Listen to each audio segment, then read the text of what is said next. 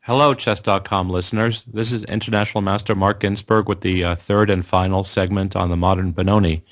This segment, we're going to do a fun variation called the snake Benoni, which is actually quite playable. We're going to see two examples where white happened to win the games, but it wasn't the fault of the opening. We're going to see improvements along the way in these games and learn the snake Benoni as an interesting weapon, particularly in tournament play.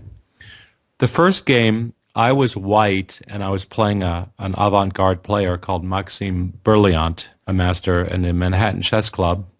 This was a famous club at Carnegie Hall in New York City. I was white, as I mentioned, d4. Berliant played knight f6, c4, e6. There are two ways, well, there are actually three ways for white to get into the modern Benoni. One way is knight c3, as I played, and then c5, d5. Another way is white playing knight f3, c5, d5. Of course, black could try the Blumenfeld, but that's not in the scope of this discussion. Of course, white can also play g3, and then black can play c5, d5. And this might transpose to the Amonov versus Amonov game that we discussed in the first segment, that very exciting game. We noticed some black improvements. Let's see the Berliant game. I played knight c3, he played c5, d5, takes. Now the snake Benoni is characterized by the unusual move bishop to d6. This move looks a little bit crazy because it blocks the d-pawn, but the basic idea is that the bishop will regroup to c7, the pawn will then replace the bishop, and then the bishop can jump out to a5, and black can comfortably develop the rest of his pieces. In this position, I played g3, reasoning that when his bishop comes back to c7, maybe I could make a pawn wedge with d6, and maybe then I could put my knight to h3, and then to f4, guarding d5 again. My plan worked, but only because black was very cooperative. Black retreated the bishop, which is typical for the snake. If unimpeded, he wants to play d6, he'll castle, he'll play a6, he'll play the other knight to d7, and he'll reach a very comfortable situation, which we're going to see in the second game, which is Grandmaster Joel Benjamin playing black against Grandmaster Lajos Portish in the interzonal from 1987. But in this game, played 2 years after that game, I formed the wedge right away with d6. Now this position's looking bad for black, but appearances are deceiving because establishing the wedge is double-edged. White does gain space, but the advanced pawn may become weak. In addition, black can develop around the obstacle. I played my bishop to g2. He logically castled. I played my knight to h3, lending additional support to the control of d5 square. And at this point, he made a bad move, which kind of ruined the theoretical importance of the game. He started going after my d-pawn right away with queen b6, but this move is just too awkward, and it was refuted by castles, knight e8, and I guess he was hoping to pick off the d-pawn, but knight d5, unfortunately, is a refutation. He now noticed that if he were to incautiously take that d6 pawn, white has the winning move, bishop to f4, and unfortunately, black has spent so much time with this snake bishop over here, which is pointing into space, that he hasn't developed any of his people on the back. And this factor means that black loses because, for example, if he were to play queen to a6, then white could just check the king and pick off a free piece. Since that is true, the d6 pawn is untakeable, and he had to crawl back with queen to d8. And at this point, white is completely winning because black's king side is unattended, and he has no pieces out. The game quickly concluded with queen c2 hitting the c5 pawn. He played knight a6, which was an awkward defensive move, and then I just jumped in with this knight hitting the h-pawn, and it's a massacre. The game quickly concluded with g6, knight e4, hitting c5 again. He guarded c5 incredibly awkwardly with this bishop, which is just as useless on b6 as it was on a5. And after bishop to h6, he just resigned because it's hopelessly lost. For example, if knight g7, queen c3 hitting the knight, knight f5, you can see all the dark squares are pulverized, and knight e7 check wins the queen, because if knight takes, queen g7 is mate, and otherwise queen e7 is forced, and black is just losing. Basically, his entire position is down the drain. So that looks like a terrible advertisement for the snake. But let's go back. We have to be objective. This actually is playable for black because he missed a key improvement. The queen b6 move was an incredible lemon, as we noticed from the game. How can black play this? Well, the right way, as you might have guessed, is to simply develop knight c6. That conveniently makes use of the c6 square because the d-pawn has bypassed control of c6. Now, for example, let's say we castle for white. Black just continues developing with b6. This looks like a Nimzo-Indian variation where black sometimes retreats his bishop to a5 and has a pawn chain like this in a analogous variation. In this particular position, black is all right. Suppose white played knight f4, reinforcing some kind of central control. Black can just sidestep everything with bishop a6, and it's very interesting. In some positions, he has notions of taking the knight and splintering white's pawns. In any event, he has notions of rook e8, and he can always play rook c8 as needed as well. This particular position that we have on the board is acceptable for black, and black is quite solid. The pawn chain is attractive. Black's bishop is not trapped over here. It can exchange. And so, in conclusion, after bishop a6, black is all right. Rook e8 pressures e2, and overall black has sufficient activity. So the very simple improvement to reinforce the brilliant game is to not go pawn hunting. So after bishop to g2, we see that black castles correct. White put his knight to the side, and here he went wrong with queen b6, which was too tactical, too ambitious. Instead, the simple improvement is knight c6.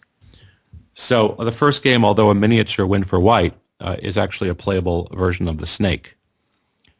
Remember, this variation came about because white played knight c3 on move 3. Let's go back, because the snake is a bit different if white plays knight f3. This brings us to the second game, which is a really nice game between Portish and Benjamin from the Zurich Interzonal 1987.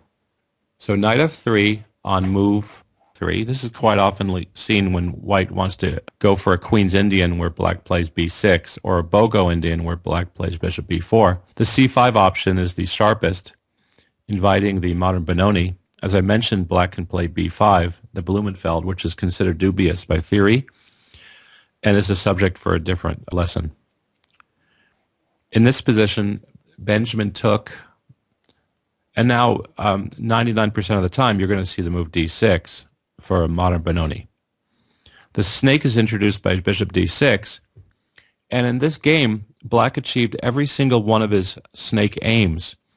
Portish was obviously surprised and not ready for this, and made a series of optically decent moves, but wound up with a horrible game. So the game is extremely instructive for how to play the black side, because Benjamin gets an edge without doing anything special. Portish put the knight to c3. The snake regrouping happens. At this point, white could go for the wedge, as in the Brilliant game, but after bishop a5, the situation is unclear. Portish didn't go for the wedge, Portish went for the knight d2 regrouping, which is standard in Benoni's. Benjamin blocks the d-pawn further advance with d6. Portish regroups the knight. Benjamin threatens to expand with a6. Portish stops the expansion. At this point, white looks happy, but appearances are deceiving because black unravels really easily and flexibly. He plays the knight to d7. Portish pins the black knight on f6. Benjamin simply castles. Portish gains the center with e4. Rook e8 coming on the open line. Now at this point, notice that black has a very good game. Black has the snake idea of knight d7 to f8, and then, quite possibly, knight f8 to g6. This guards the dark squares some more, and black can then unpin with h6 and achieve an excellent game.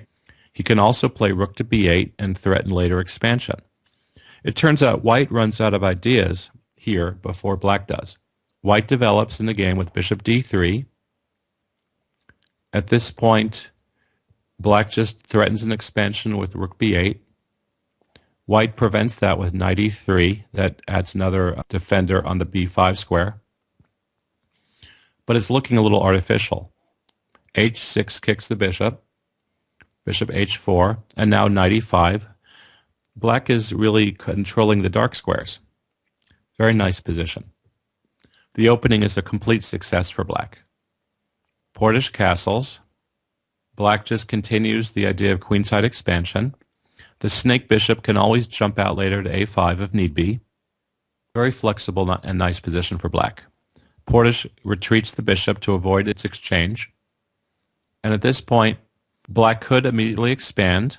It's quite possible, and that would be good.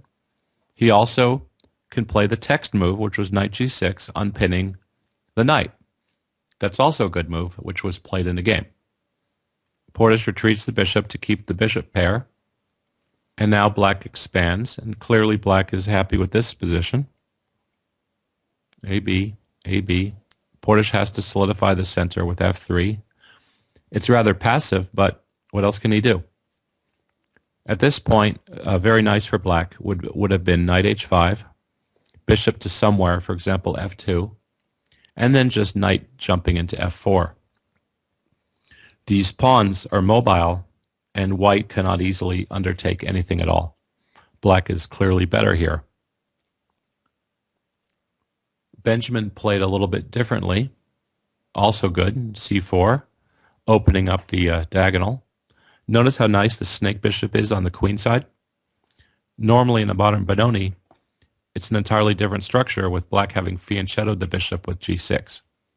So c4 was played, and then white regroups with knight e2, and black now pops in with the knight. White retreats the bishop, and black just comes onto the same diagonal, and black is better here. White has no active play to compensate for black's activity. Very unpleasant situation. White keeps the knight out of f4 with g3. Of course, that's weakening. Black doesn't hesitate and brings a knight to the middle, hitting the f-pawn. White puts the king up to guard it. At this point, black has a numerous moves. In the game, he played b4, which is okay. He could also regroup the knight. This move is very nasty because suppose white were to play knight d4, trying to get to the f5 square. That move would be horrible due to knight d3. And this cuts off the queen's protection of the knight. And after this blow, white has nothing better than to take. And then after bishop takes, white has a very poor game because the b2 pawn is hanging. Curiously, I ensnared Yasser Seirawan once in this trick. In a Bogo Indian, I also was able to leap with a knight and get a piece attacked. And when he realized what was going on, he immediately let out an audible cry and sank into deep thought. So it's always nice to land these little tricks. In this position, black would stand very well. He played b4, as we mentioned. White's running out of things to do, but this is one moment where he could have tried to wiggle out with bishop to a4 this would minimize his disadvantage. It's still not a very pleasant position for white. He missed that move, and his position becomes critical. He played rook e1 instead, which is a lemon, as it doesn't do anything, and it misses the chance for bishop a4. Black guards the c-pawn and threatens to do a general advance on the queen side. And it's not looking good for white. White put his knight back to g1. And at this point, black could actually shut in this bishop with b3, and this is just a great position for black, if he so chooses to do that. He had that later as well. Instead, he relocated the knight, which is all right. White passively plays the rook to c1, just awaiting events. And at this point, black can really put the hammer in with b3 again. And if bishop b1, bishop a5, and white has a horrible position.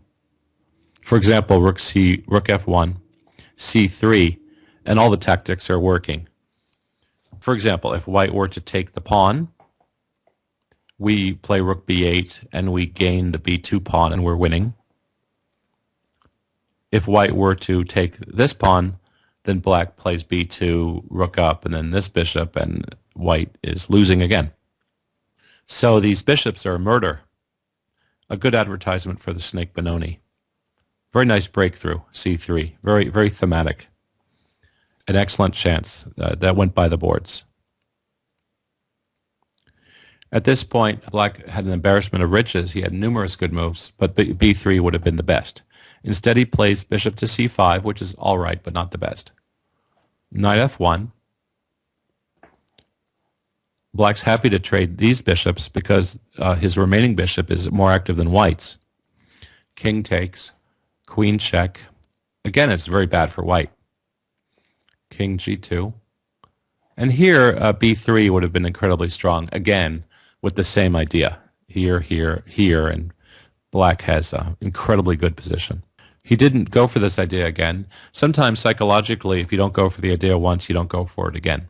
He just went for rook a8 to bring it to a2 maybe, which is decent. White stops that with bishop b1, and now black brings the other rook over. And black's better anyway.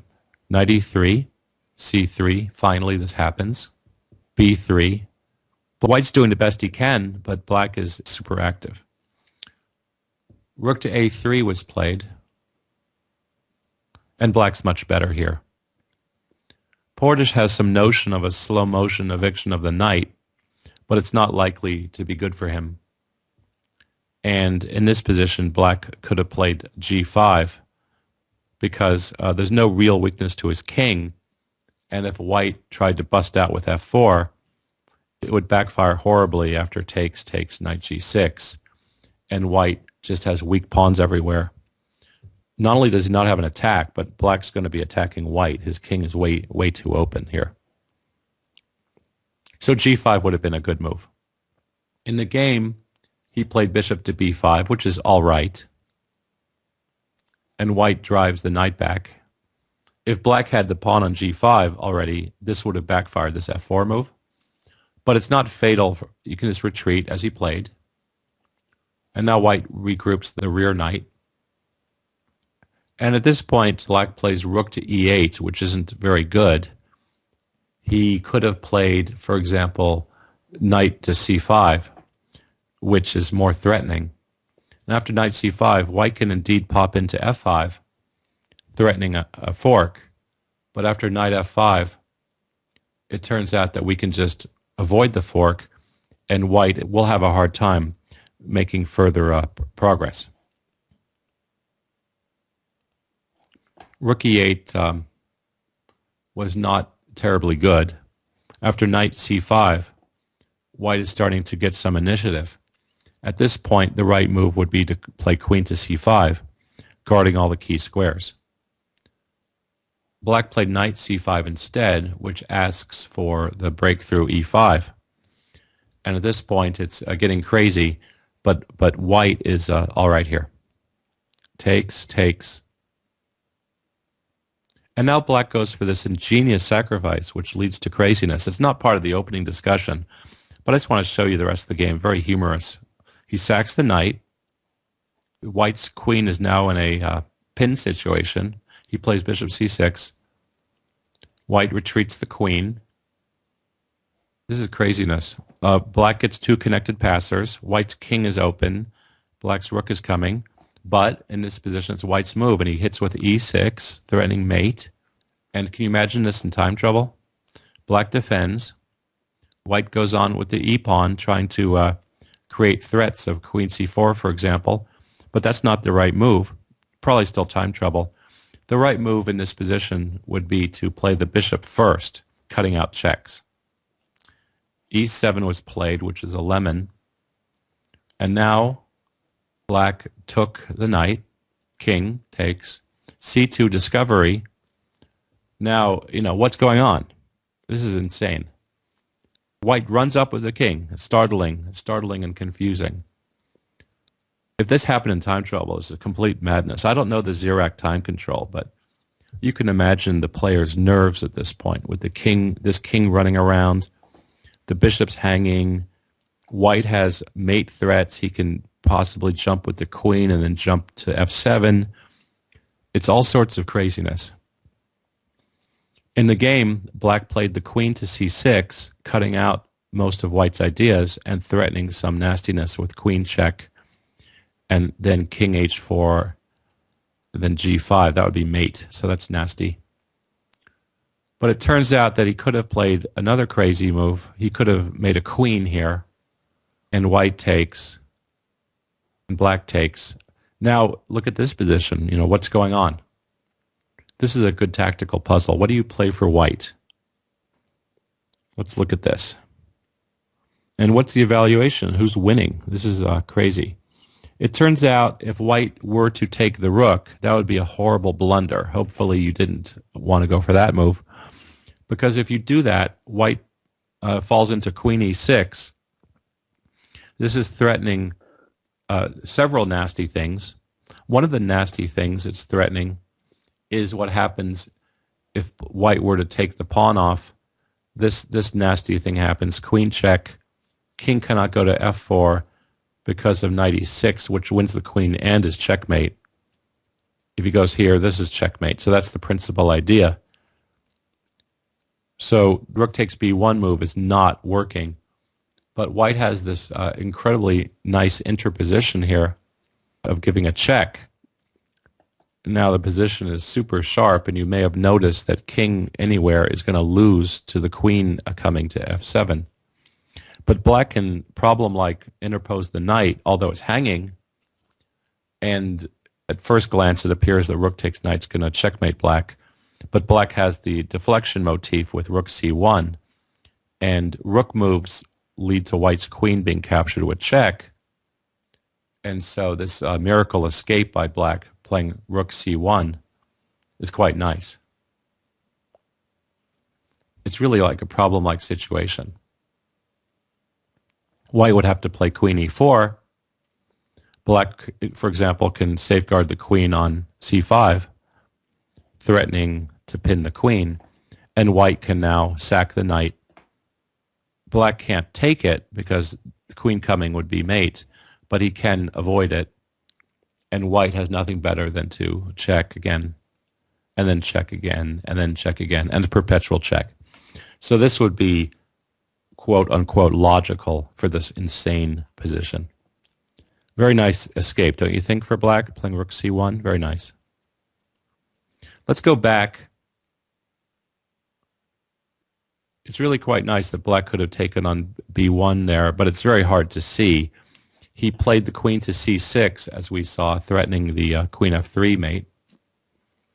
But at this point, Portish made a move which is astounding. Let's see if you can find it. Everything's hanging. White has to deal with queen f3. He has to deal with c takes b equals queen. What did he do? He went crazy and moved the king even more. Did you see that one? Amazing.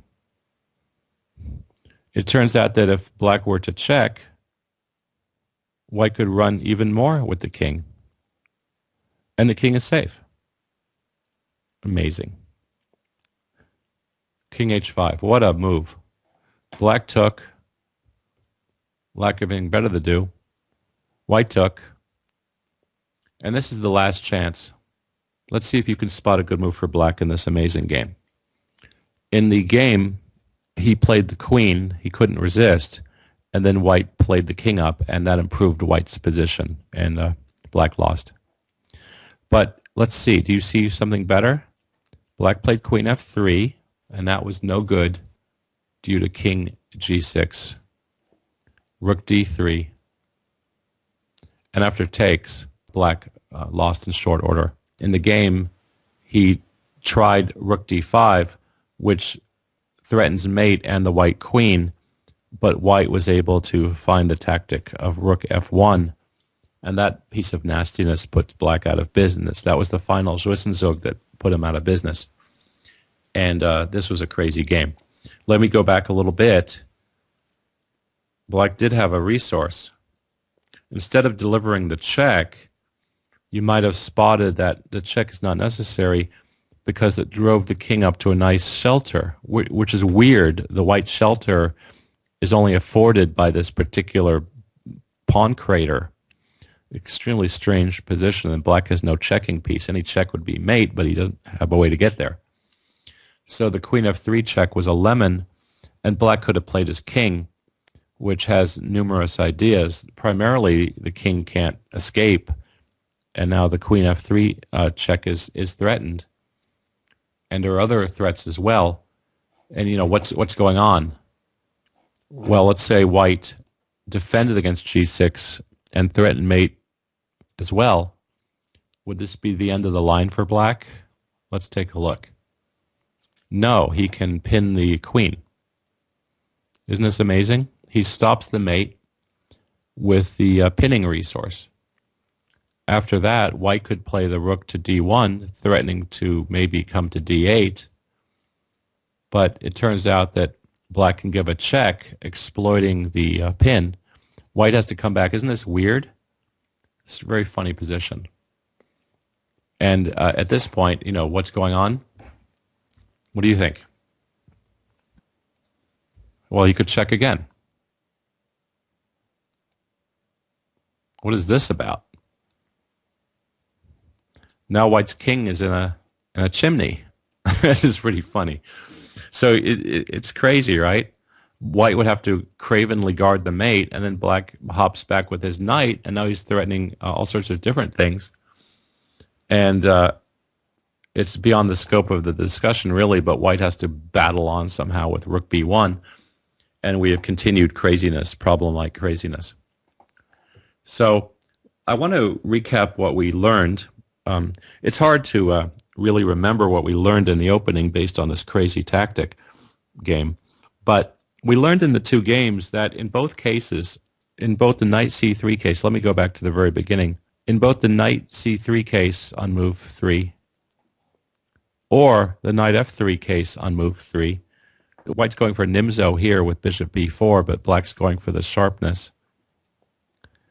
This was the Berliant game that we saw originally, and this is playable based on improvements that I told you about. And in the other case, in the Portish game, knight f3 was played. And this snake is maybe even more attractive because in the Berliant game, I did like having my knight on g1 go to h3. I did like that because in the pawn wedge idea, it makes sense for the knight to travel to f4 and guard d5 square, although black did have resources, as we saw. In this snake, in the Benjamin game, white could go for the wedge, but black is all right after bishop a5 and playing around the wedge. And Portish didn't go for this wedge. He went for knight d2, but then black was completely all right after d6. And as we saw, black even assumed the initiative as early as move 15 and 16. Already he was standing a bit better. His advantage grew to near decisive proportions. He missed several chances to put Portish away with the b3 and c3 pawn break. And finally, Portish rescued himself with a series of astounding Zwischenzugs and won a tactical battle stretching into the 50th move and beyond. A really incredible game. What I'd like you to do is try this snake in your own games. I'm going to make a analysis page to go along with the video, as I always do for each of these segments. And you can post your comments or games there, and we can talk about it some more. So thank you very much. This is International Master Mark Ginsburg. I'm finishing up with the Modern Benoni segments.